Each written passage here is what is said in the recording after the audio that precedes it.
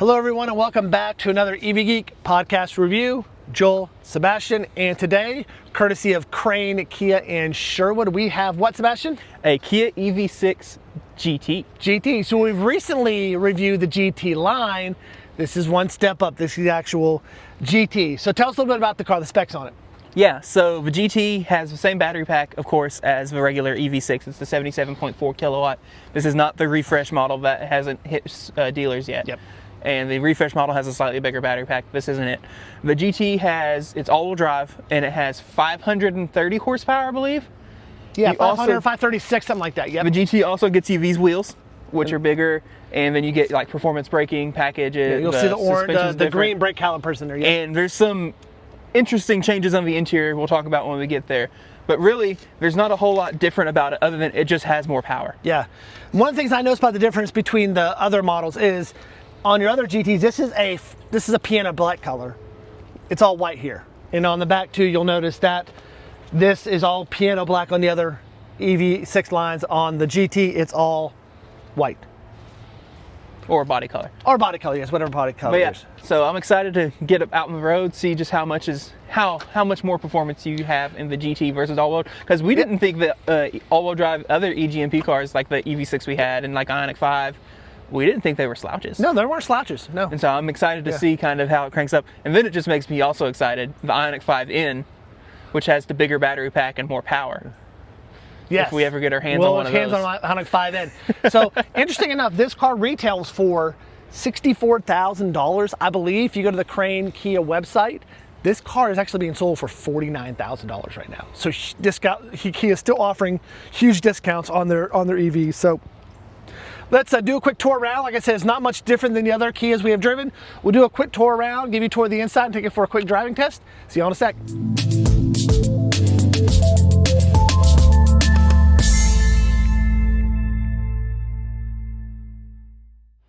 All right, we are back with our Kia EV6 GT. Sebastian's gonna give us a quick tour of the outside before we head inside and do our driving review. All right, Sebastian, let's get started. Yeah, so the outside of the GT isn't that much different. Like we mentioned before, you have body color, fender cladding. You also get these, I believe they're 21-inch wheels. I think they look pretty cool. You get the neon yellow brake calipers. Is that neon yellow or is that neon green? Neon yellow, neon green. Y'all tell me in the comments. Yep. My wife gets mad at me when I say it wrong. And I think that looks really good. It does, it stands out. You also, this being the GT, you do get power folding mirrors. So when you lock it, they fold. Also, the door handles auto present, which is neat. Yes. Coming around back, like every other EV6, you get a very nice light bar that goes all the way across. And we will open the trunk. By the way, there's like tons of flies on this thing. We don't understand what's going on. Yet. It's the midwinter in Arkansas, and there's a bunch of flies around. Trunk space is the same as every other EV6. You're not losing anything. You've got this little bit of underfloor storage. You've got all our crap back here. All of this is the same. I did just notice, I didn't realize this before. 12 volt. And then you got your latches to lower the seat. I didn't realize that's where you did it. Those broke in mine the day after I bought my wife's EV6. Oh, nice. I had to take them in and get it fixed. Oh, nice. Pulled it and snapped. Covered under warranty though. Again, this is the GT. The GT line. You've got your charge port here. So interestingly, on the 2025s, this is a CCS. Yep. So the 2025s are going to NACS, or the refresh model, except for the GTs. The GTs are keeping the CCS. And for the refresh models, they moved the port to the driver's side. To the right side. Except for the GTs. Well, I think we've mentioned on the podcast is because of where these are probably going to be made. Yeah, so the GTs are going to continue to be built in Korea, and the regular ones, I believe, are going to be built in Georgia. Yep. Yeah, but still interesting, still kind of odd. Yes. Otherwise, there's not a whole lot to talk about on the outside. Let's hop in on the back real quick. Sure. I'm going to pass this to Sebastian. I'm going to hop in the back real quick and check the height. All right, so I'm 6'2", of course, with shoes on. So what I noticed about this is like a combination of cloth and leather almost. It's, is it Alcantara? I think it is, yeah. Yeah. But it's nice and comfortable, which is probably why it's just heated back here, I believe. Yes, you got heated seats right here. Yep. Heated back here, you have your 2 USB-C outlets. Plenty of room though. Why do I feel like I have more headroom in here than I do in a regular one? I don't know why. That's a great question. That's a great question. So yeah, Meridian sound system back here. You can see also have the textured look over here. Yeah, I love the black and yellow stitching on this, and we'll talk more about it once we get up front because I have some feelings about the seats. Yes, the seats are different. We will talk more once we get there. Yep. Also of note, this one does still have a frunk, or frunkalope as you will call it. In order to get to it, you do have to open a door, come down here, pull a latch. I really appreciated on the EV9 that it was just a button. Yep, not a pull. So yes, you have your little small frunkalope. And it's the same size as the other EV6 we drove. I was wondering if it would be since this has the beefier motors, but... Once again, this is how you get to your battery. This is how you get to your cabin air filter. Yep. Speaking of, it's no longer charging a 12-volt battery anymore. It's not. The ones that went off. For those who don't know, on EGMP cars, there is a little light right over here. The glare is making it hard to see. Yep. Anyway, if it turns orange, it means it is charging the small battery or the big battery. It means it's charging the small battery from the big battery. Well, yeah. But anyway, let's hop in. Let's hop in. That's right. Actually, before I even stop recording, I just want to go ahead and show off the one thing. So, the GT, you get these bucket seats. They're very tight and they're manual because that was some of the weight savings that Kia decided they wanted to do. So actually, we're just going to keep recording. I'm going to hop in. Oh.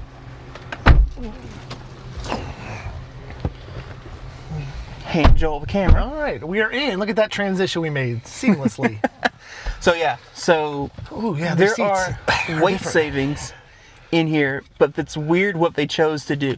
So just again, manual. All of them seats. All of them are manual. I have manual seats over here. He's got manual seats over there, in a $69,000 car or $64,000 car. Yep. Start. As every other EV6, you have a start-stop button. In the middle. No cooled seats on the GT. Nope. Only heated.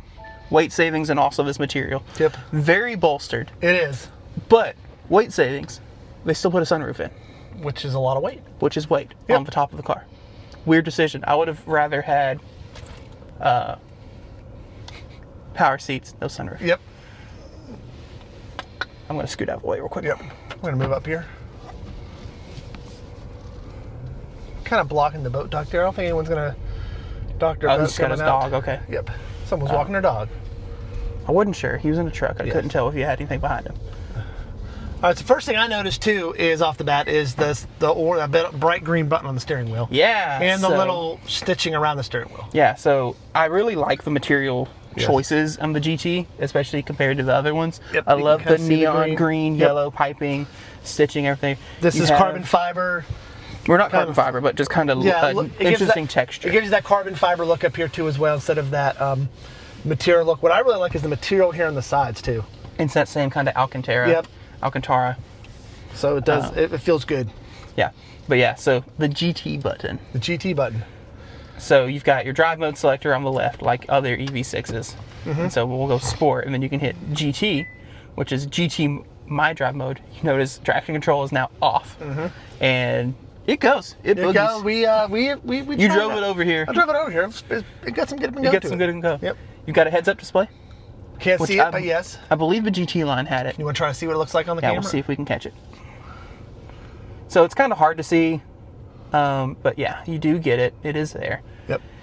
And you were saying on the way over here that it was showing kind of the cars around you. And it would show us right? if you went to put your blinker on, there was a car beside you, it would flash red to let you know that there was a car to the side of you. Yes. Okay. On the infotainment system, there's not anything different that I can tell between the GT and the regular other EGMP vehicles, except for EV9. Yep. Because EV9 is CCNC. Yep. So all of this is the same stuff. We have the same complaints about the route planning and the fact that it won't do it unless you have a data subscription, it seems like.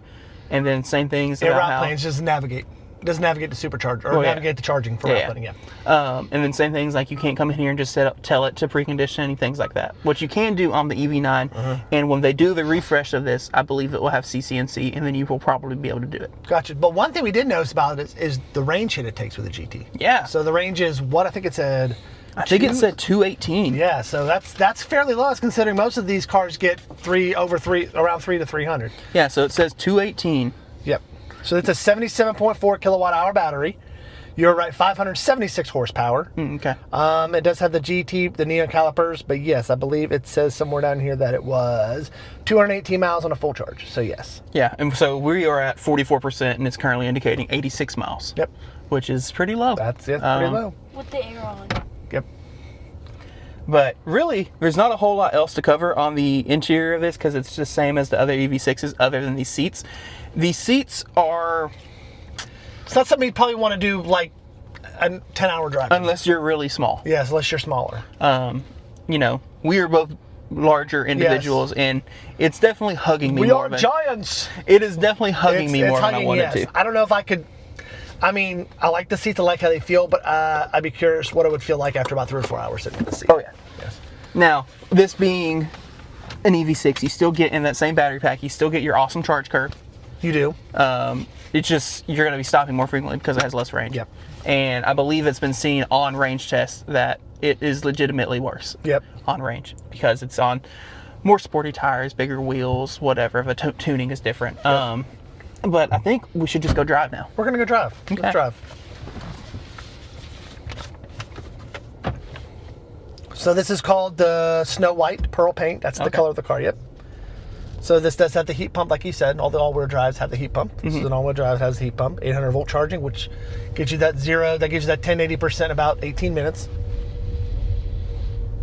All the safety features that you'd want, you know, rear cross-traffic collision, lane keep assist, you know, parking distance warning, parking collision avoidance, all that good tech that Kia and Hyundai have in their cars. Works out well. No digital mirror, which is a bummer. Yep. It's the EV9 had it, but I guess none of the Ioniq 5 and EV6 do not. Yep. Which we think should be standard on all EVs. Yeah, because it's really nice to have. Yes.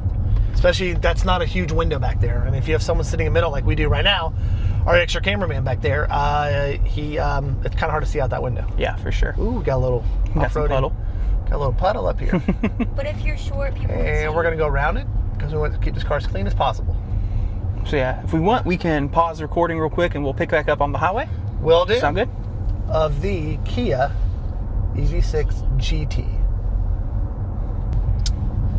All right, thank you for joining us back. I just went on a huge sneezing fit, so if you hear me sneeze, I apologize. So we're now getting on Interstate 40 again. Sebastian is driving, and he's going to give it a little goose to figure out why they called it GT mode. So you hit the little green paddle. Ooh. There we And go. just immediately I felt it pull some. Oh, daddy! And that was just the 65. That just got us the speed limit, yep. Not even crazy. Oh, buddy. Instant torque, baby. If you love instant torque, get an EV. Instant torque. Okay, I'm going to take it back out of GT mode. Yep. Because that was, actually, one more time.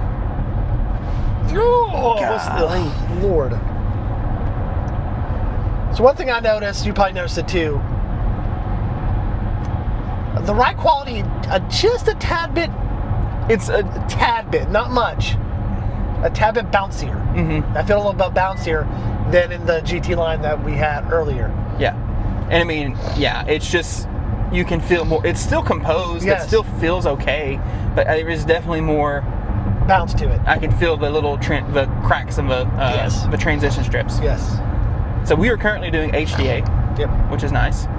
And it says it's doing HDA nav, Yeah. shows the lane center, shows all that. Now Kia will want you to keep your hands on the wheels. On the wheel. I'm going the wheels. to turn signal, and it indicates it's going to do an auto lane change. Yes. Maybe. The GT does give you the pop-up camera displays on the dash whenever you switch lanes. It did auto lane change, although that was the slowest auto lane change in the world. But it did do it, so good for it. And it did give you the warning that your hands weren't on the steering wheel. It did give me that warning, yes. Yeah, so it's definitely bumpier. It's bumpier, Just yeah. listening there. Yep. Which, I mean, it's supposed to be. It's a GT line. It's the GT. Yeah, you would expect the GT to ride rougher. Yeah. It's an all-wheel drive too, so. But I mean, it still look nice that it has all of the same safety features, has all of the same. They just made it sportier. Yep. It's the same as every other EV6, just. And we noticed right before we got on the interstate there at the light, the regen is. It's pretty legit. Good. It's pretty legit. And the brakes are pretty dang good too. The brakes are good too, so yes. Of course, we're not doing anything crazy. Yep. Because we're on public roads and all that jazz. But Right it now did we're feel getting good. Averaging 2.7 2.7 miles per kilowatt hour over the last 6.1 miles, which is fine. It's definitely worse than a normal EV6 would get. Normal EV6 will get you about 3.4 to 3.7, 3.8. So yeah. Got a Model 3 about to come flying past us. Sometimes you'll get 4, but I don't believe that. So. Also, this has the awesome cameras where you put your turn signal on, you get it done in your gauge cluster, and it's gonna look at that. So okay, it did that auto lane change a lot faster than before. It does feel like it is a torque wheel, not a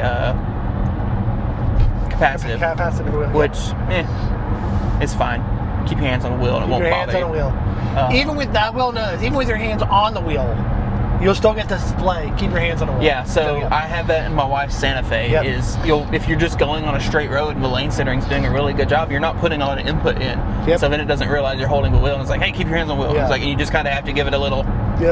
And then it's fine. A little, it goes beep beep. Keep your hands on the wheel. My hands are on the wheel. Stop yelling at me. It's louder in here than it was in the other one, which I guess 21-inch wheels, probably sits a little lower to the ground. Makes sense, but it is noticeably louder. Similar to the sound of the Ioniq 6, I would say. But if you're buying the GT, you're probably willing to make some of those trade-offs for... You know what I mean? Yes. If you're buying the GT line, you're probably not getting to do the family trips across the country and... You're buying the GT because you wanted the GT. Otherwise, you would just buy the GT line and just have the top trim level EV6. I'm going to kick it back on. So our buddy that we interviewed, technically Jeff, he's got the GT, and he kind of mentioned the same thing about the seats, that, they work for what they work for. And it's funny. It took me out of HDA and it won't let you go back into HDA while you're in GT mode. Smart. There we go. So no hands-free or no HDA on the GT mode. Which I should just put it back in. You can hear a little more outside noise too. You really can. Like the trucks go by and things like that. It is. Okay, just make sure all the windows are. Everything should be up, Yeah, it is noticeably louder. So I'll mention this in every single eGMP vehicle we've done so far. The fact that you can't route plan without data is actually not a good thing. Now we've had an issue with a lot of cars. I mean, the Hummer we just reviewed, it showed us charging stops on it. We didn't have a data plan with that. That was a demo mode.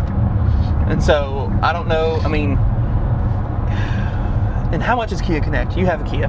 So Kia Connect ranges in prices. Like they have last time I checked, and I could be wrong, because it's my wife's car. They had a $19 a month version, a $9 or $12 a month version, and a free version. So basically, the free version just basically tells you where your cars are and its stats. The next version up originally was supposed to give you not auto start, but remote start, remote charging, and all that.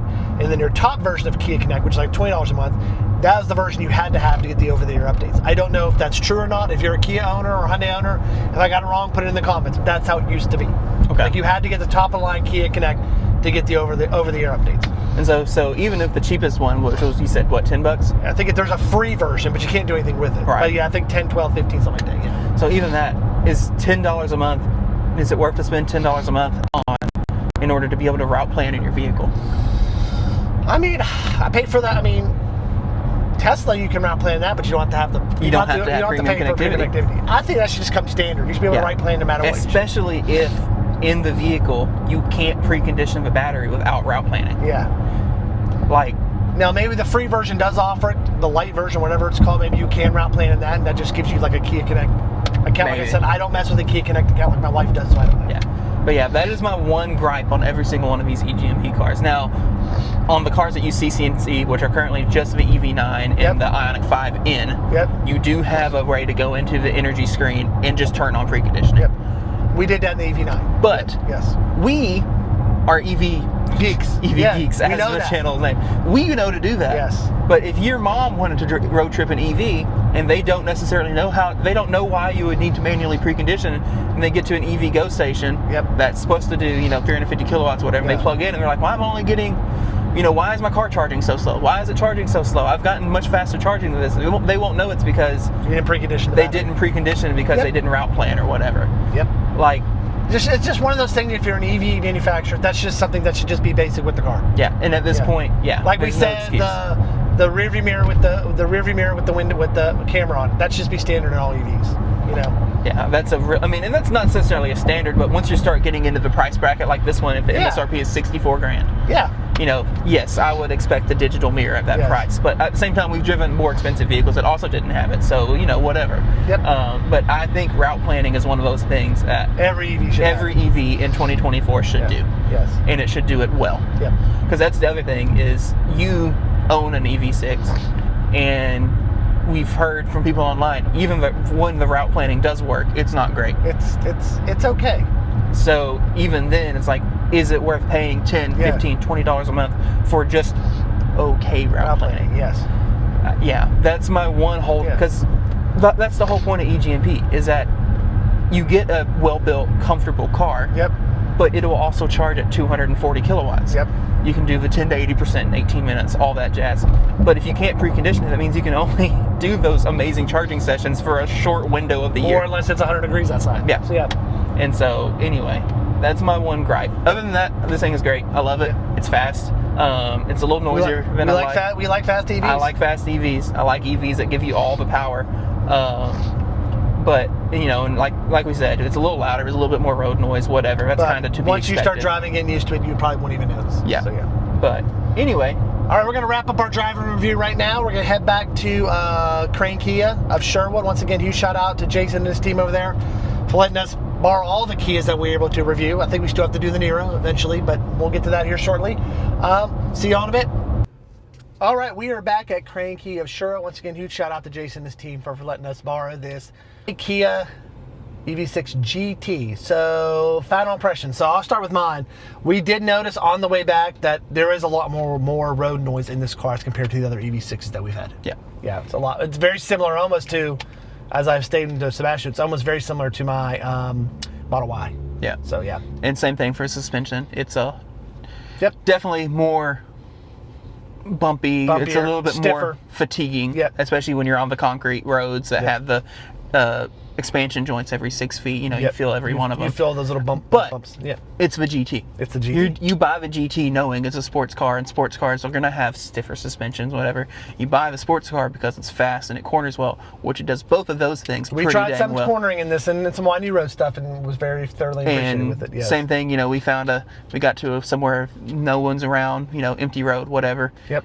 GT mode, foot hard on the brake, foot hard on the gas, launched it, felt really good, well composed, a little bit of tire slip, but then it caught on pretty quick and then just launched like a rocket. Yep. Like, it's quick.